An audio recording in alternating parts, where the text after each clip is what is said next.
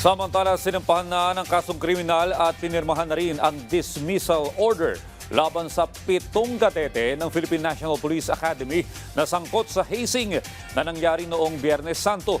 Bukod dito, paigtingin na rin ng PNPA ang kanilang mga hakbang para wakasan ang hazing.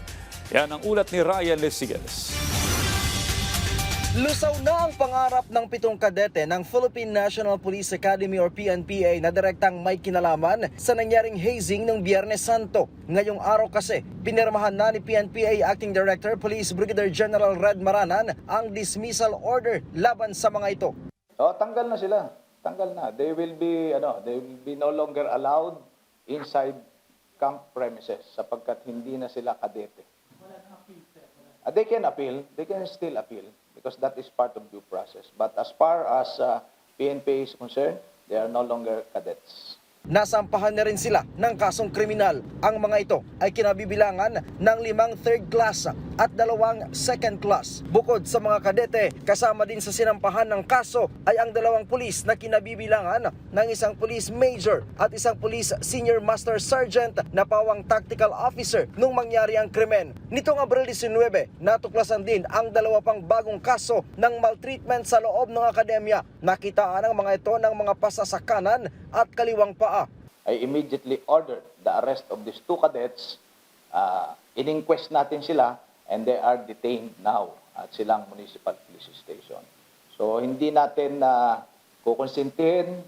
We will not treat these cases with kids' gloves and we will implement anti-hazing law inside the Philippine National Police Academy to the letter. Sagrado para sa mga kadete ang kampo na ito dahil dito hinuhubog ang kanilang sarili bago sila tuluyang maging pulis. Pero sa samaang palad, dahil sa hindi pagsunod sa ilang polisiya, dito rin sa kampong ito, natatapos ang kanilang mga pangarap. Giit ni Maranan, walang puwang sa akademya ang marahas na gawain ng mga kadete. Kaya naman magpapatupad sila ng reforma sa PNPA upang mawakasan na ang hazing. Kabilang dito ang paglalagay ng CCTV sa loob at labas ng barracks, maging ang pagsusuot ng body-worn camera ng mga tactical officer na nangangasiwas sa mga kadete. Ang anti-hazing law ay batas yan. The moment na binayolate mo, you are committing a crime. Yun ang gusto kong i-inculcate sa kanila. Hindi yan simpleng acts lang, but it's a crime.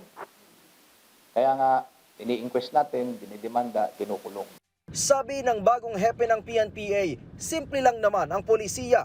Bilang kadete, kailangan ng mataas na antas ng disiplina, maging responsabling tagasunod upang maging maayos na tagapagpasunod paglabas ng akademya. Ryan Lesigas, para sa Pambansang TV sa Bagong Pilipinas.